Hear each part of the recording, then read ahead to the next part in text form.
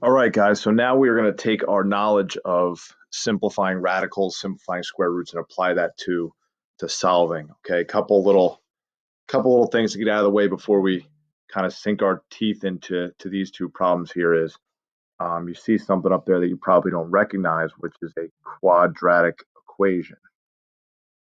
Okay, a quadratic equation is basically any equation where the biggest exponent is 2. So I'm just going to write biggest exponent is 2.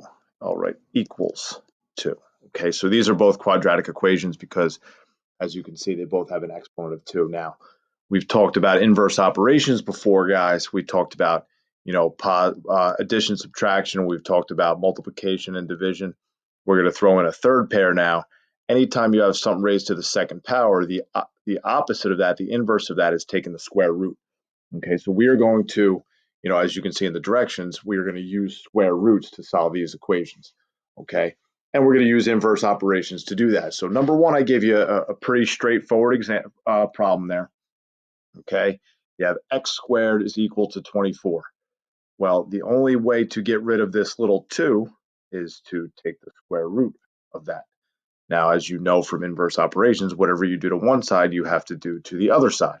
So that check mark, which is our square root, and that 2, which is the square, they're going to cancel each other out, leaving me with x, okay, equals the square root of 54. Then we are going to take what we know about simplifying radicals, and we're going to apply it to the square root of 24. Or I'm sorry, the square root of 54. So we're going to break it down, right? I'm going to divide by 2.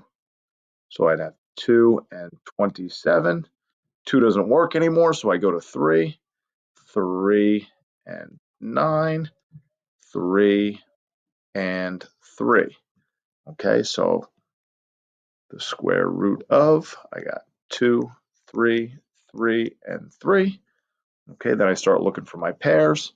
The only thing I have is a pair of 3s. I got a leftover 2 and I got a leftover 3. 1, 3 eliminates, 1, 3 comes out. So my final answer is 3. Square root of, I have 2 left over, so I multiply that 2 and that 3 to make a 6. So my final answer there is 3 radical 6. Now, one little thing I want to tack on here, guys. Every time you take the square root, so for example, if we were talking about, say, the square root of 16, which you should know without using a calculator is 4. Okay? Square roots actually have 2 answers, okay? Because 4 times 4 is 16, but -4 times -4 is also 16. So the answer to that would be plus or minus positive and -4. So the answer down here is going to be positive and -3 radical 6. So that's just teeny tiny little something new there. Okay, if I take a look at number 2, now I got to work around some things. So we do inverse operations. I would treat that the same way I would treat 8x plus 10, right? I have to subtract 10. Whoop, erase that. Okay, so I would subtract 10 from both sides first. 8x squared is equal to, that's what, 688. Then I'm going to divide both sides by 8. That's going to give me x to the second power is equal to, I believe that comes out to be 86. Then I could take the square root of each side. Okay, and then I'm going to see if I can break down that 86. Okay, so I'm going to put it up here where I got a little more room. Now, if I split 86, the only thing that's going to split that 86 is 2 and 43. I don't know why my pen's all of a sudden having some trouble here. So I got 2 and 43 there. I write that a little bit neater. 2 and 43.